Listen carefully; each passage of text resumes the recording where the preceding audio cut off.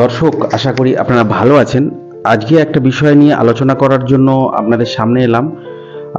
সেটা হলো, কয়েকদিনের মধ্যে হয়তো আপনারা দেখবেন যে আরজি কর ইস্যুতে একমাত্র অভিযুক্ত যাকে বলা হচ্ছে সেই সিভিক পুলিশ সঞ্জয় রায়, সে কিন্তু ফাঁসি কাটে ঝুলবে কয়েকদিনের মধ্যে, হয়তো এক মাসের মধ্যে হয়তো দেখবেন বিষয়টা। এবং এখন যে পরিস্থিতি চলছে, যে বিষয়টা দেখা যাচ্ছে যে সঞ্জয় রায় যখন বুঝতে পেরেছেন যে তাকে কিন্তু আসলে একদল মানুষও বলছেন যে আসলে তাকে মুরগি করা হয়েছে, এবং সঞ্জয় রায় অভিযুক্ত সিভিক পুলিশ তিনি হয়তো বুঝতে পেরেছেন যে তাকে হয় মুরগি করা হয়েছে বা তিনি মুরগি হয়েছেন বা তিনি অভিযুক্ত, দুটোর মধ্যে একটা। এবং ঘটনা যাই হোক, সঞ্জয় রায়ের বয়ান অনুযায়ী যে তাকে মুখ খুলতে বারণ করেছে, এবং মুখ খুলতে বারণ করেছে বলে সে আর মুখ খোলেনি।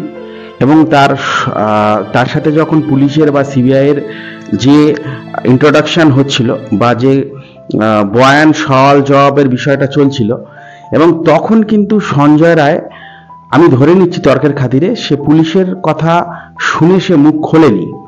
এবং এখন যখন তার নামে চার্জ গঠন হলো, তাকে অভিযুক্ত দেখিয়ে বিচার শুরু হয়ে গেল, এখন কিন্তু মুখ খুলে কোনো লাভ নেই। কেউ দেখবে না। আইনের ভাষায় এই চার্জ যখন গঠন হওয়ার পর সেখানে কিন্তু আর কিছু অভিযুক্তের বলা কথা শোনা হয় না। এবং অভিযুক্ত এখন সংবাদ মাধ্যমের সামনে যাই বলুক, তাকে অনেকটা বোঝানো হবে বা বলা হবে যে সে কিন্তু অভিযুক্ত, তাই সে আরো মানুষদেরকে এই বিষয়টার মধ্যে জড়িয়ে নিতে চাইছে, যেহেতু সে অভিযুক্ত, এবং তাকে একেবারে অভিযুক্তই ভাবা হবে। সুতরাং সে মিডিয়ার সামনে কি বলছে না বলছে এটা নিয়ে কিন্তু কিছু মেনশন করা হবে না। এবং সে নতুন করে এফিডেভিট জমা করবে, কোর্টে বলতে চাইবে, এবং সেটা হায়ার কোর্ট থেকে পারমিশন করিয়ে এনে কিন্তু সে তারপরে সেই বিষয়টা ইনক্লুড হবে। এবং তারপরে কিন্তু লোয়ার কোর্ট, যেখানে শিয়ালদা কোর্টে বিচার চলছে, সেখানে কিন্তু তাকে বলার সুযোগ দেওয়া হবে। সেই বিষয়টা কিন্তু অনেক জটিল। মানে এখন এই চার্জ গঠনের পর কিন্তু তিনি যাই বলবেন তাকে অনেকটা পাগল বলা হবে, যে পাগলের মতো বকছে, বা সে এই বিষয়টা অন্যদেরকে ইনক্লুড করার জন্য, যুক্ত করার জন্য এটা বলছে।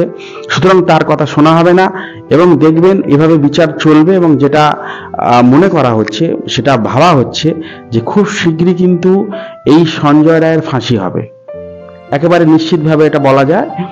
এই কেসে, অন্তত এই মার্ডার ধর্ষণ মামলা, সঞ্জয় রায়ের খুব শীঘ্রই ফাঁসি হবে, এবং সেটা যে কোনো মুহূর্তে হতে পারে, 1 মাস 2 মাসের মধ্যে ফাঁসি হবে। এবং যেটা সূত্র মারফত জানা যাচ্ছে যে পশ্চিমবঙ্গ সরকারও চাইছে এই মামলা 26 সালের আগে পুরোপুরি দি এন্ড করে দিতে চাইছে। এরকম এই বিষয়টা যেন 26 সালের ভোটে আর কেউ মুখে আনতে না পারে। আর মুখে আনলেও তৃণমূল তরফ থেকে তখন বলা হবে যে এটা তো আমরা বিচারের মাধ্যমে তাকে শাস্তি পাইয়ে দিয়েছি।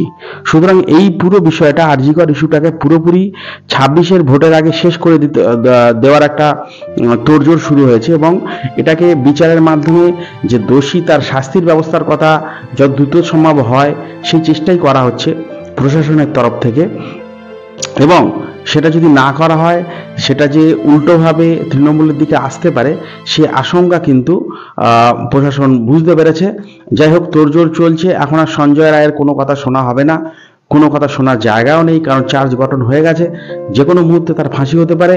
এবং এখনো পর্যন্ত কিন্তু সন্দীপ ঘোষ এবং ওই টালা থানার আইসি, তারা সিবিআই র্যাডারে থাকলেও তারা কিন্তু এখনো পর্যন্ত আজকের ডেট অনুযায়ী তারা কিন্তু এখনো ফার্দার চার্জশিটে সাপ্লিমেন্টারি চার্জশিটে কিন্তু অ্যাড হয়নি। যাই হোক, এই বিষয়টা দেখা যাক শেষ পর্যন্ত কি হয়। আজকে আপডেট দিলাম আপনাদেরকে। ভালো থাকবেন, সুস্থ থাকবেন। আশা করি চ্যানেলের সঙ্গে থাকবেন। এখনো চ্যানেল সাবস্ক্রাইব না করে থাকলে আমি তো আশাই করব চ্যানেলটি সাবস্ক্রাইব করবেন, কারণ এর আগে আপনারা অনেক সাবস্ক্রাইবারের সংখ্যা এই চ্যানেলে বাড়িয়ে দিয়েছেন। এর জন্য আপনাদেরকে অশেষ ধন্যবাদ।